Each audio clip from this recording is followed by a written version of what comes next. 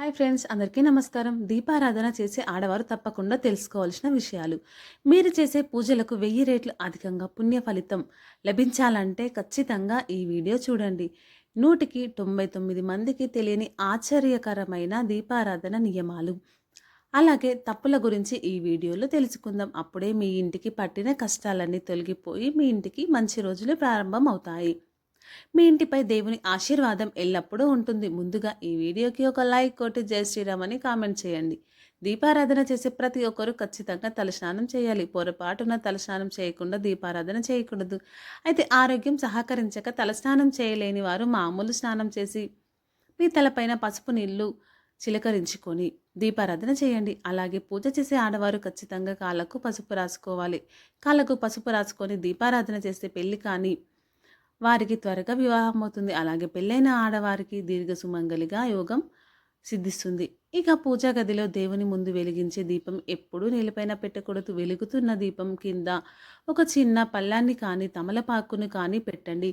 అయితే మహాలక్ష్మీదేవి అనుగ్రహాన్ని పొందాలంటే దీపం కింద కొన్ని అక్షింతలు పోసి దీపారాధన చేస్తే మీ ఇంట్లో లక్ష్మీదేవి తిష్ట వేసుకొని కూర్చుంటుంది. అలాగే పూజ గదిలో దీపం వెలిగించినప్పుడు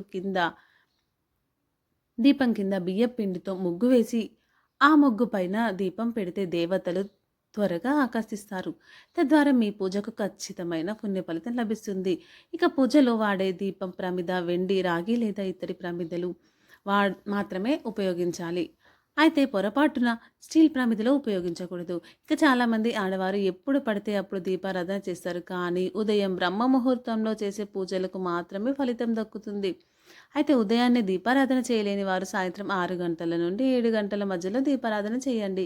దేవునికి దీపం వెలిగించినప్పుడు ఖచ్చితంగా ఘంటానాదం చేయాలి. ఇలా చేస్తే మీ ఇంట్లో ఉన్న దుష్టశక్తులు నశించి మీ ఇంట్లోకి దేవతలు అడుగు పెడతారు.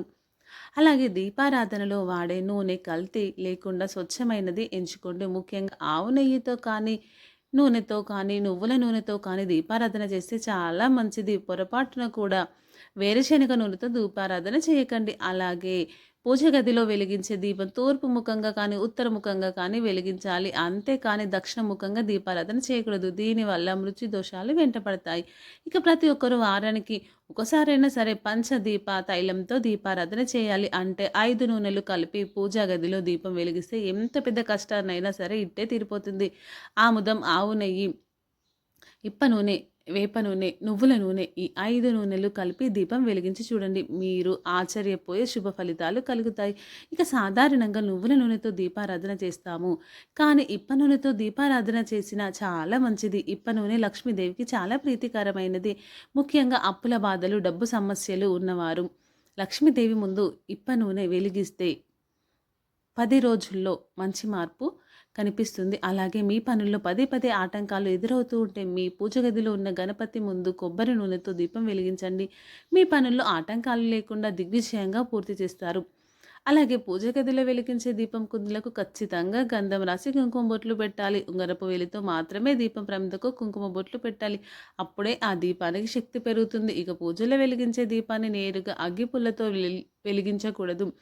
ఏకహారతితో కానీ అగరబత్తితో కానీ దీపాన్ని వెలిగిస్తే చాలా మంచిది. అలాగే దీపాన్ని దేవునికి దగ్గరగా పెట్టకూడదు. ఎందుకంటే దేవుని పటానికి వేడి తగలకుండా చూసుకోవాలి. అలాగే దీపం కుందులో ముందుగా నూనె పోసి తర్వాత వత్తులు వేసి దీపాన్ని వెలిగించుకోవాలి. అంతేకాని ముందుగా వత్తులు పెట్టి నూనె పోయకూడదు. పూజ గదిలో వెలుగుతున్న దీపం నుండి నూనె చుక్కలు కింద పడకూడదు. దీనివల్ల పూజ ఫలితం దక్కదు. అలాగే అంచులు పగిలిన దీపం ప్రమిదలను పూజలో ఉపయోగించకండి. లేదంటే మీ ఇంట్లో గొడవలు ఏర్పడతాయి. ఇక పూజా గదిలో పిండి దీపాలు వెలిగిస్తే కోరిన కోరికలన్నీ ఖచ్చితంగా నెరవేరుతాయట.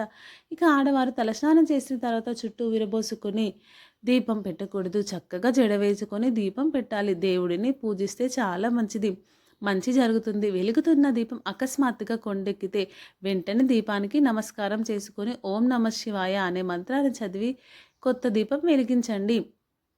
ఇక చాలామంది ఆడవారు దీపారాధన చేసేటప్పుడు భక్తి పాటలు పాడుతూ ఉంటారు. అయితే దేవునికి హారతిచ్చే సమయంలో మాత్రం మౌనంగా ఉండాలి. మనసులో దేవుడిని స్మరిస్తూ దేవునికి హారతి సమర్పించాలి. ఇక మీ దాంపత్యం జీవితం బాగుండాలంటే ఆముదంతో దీపారాధన చేయండి. భార్యాభర్తల మధ్య గొడవలు లేకుండా ఉంటాయి.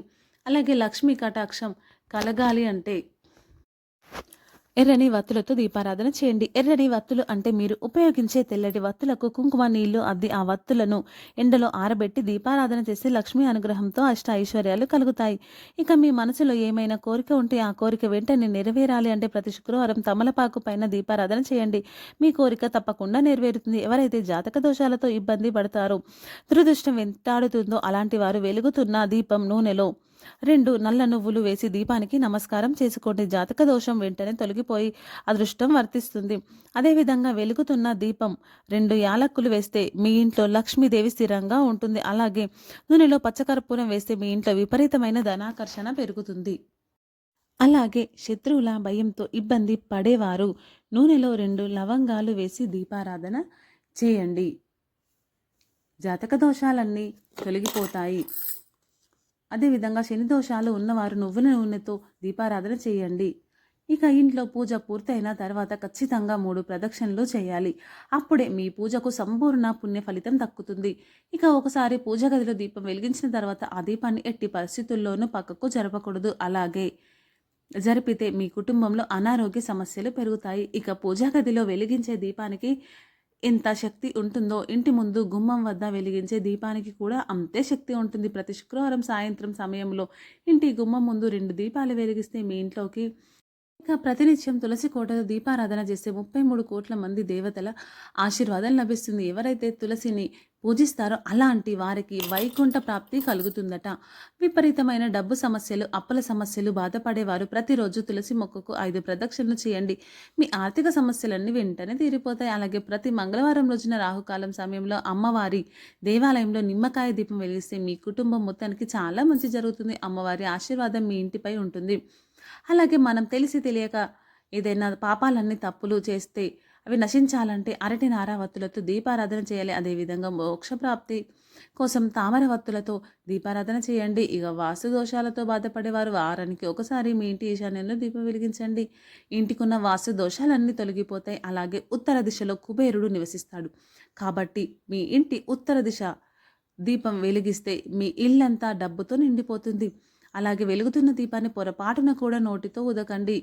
ఇక దీపం వెలిగించేటప్పుడు లేదా దీపంలో వత్తిని సరిచేసేటప్పుడు చూపుడు వేలును అస్సలు ఉపయోగించకూడదు. కేవలం బొటన వేలు, ఉంగరపు వేలు లేదా మధ్య వేలు మాత్రమే ఉపయోగించండి. దీపం ప్రమిదలో నూనె పోసేటప్పుడు ప్రమిదలో నీటి చుక్కలు లేకుండా చూసుకోండి. తడి దీపంలో నూనె పోసి దీపారాధన చేసే చప్పుడు వస్తుంది. దీపం నుండి చప్పుడు రాకూడదు.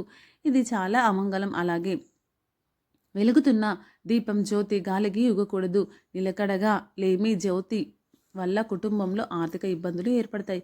ఇక సైంటిఫిక్ పరంగా చూసుకుంటే పూజ గదిలో వెలిగించిన దీపాన్ని 1 నిమిషం పాటు రెప్ప వేయకుండా చూస్తే మీ కంటి చూపు పెరుగుతుంది. ముఖ్యంగా ఐసైట్ ఉన్నవారికి ఇది బాగా పనిచేస్తుంది. ఈ వీడియో మీకు నచ్చితే లైక్ చేయండి, షేర్ చేయండి, మన ఛానల్ని సబ్స్క్రైబ్ చేయండి. Thank you for watching. Thank you friends. Please subscribe my channel.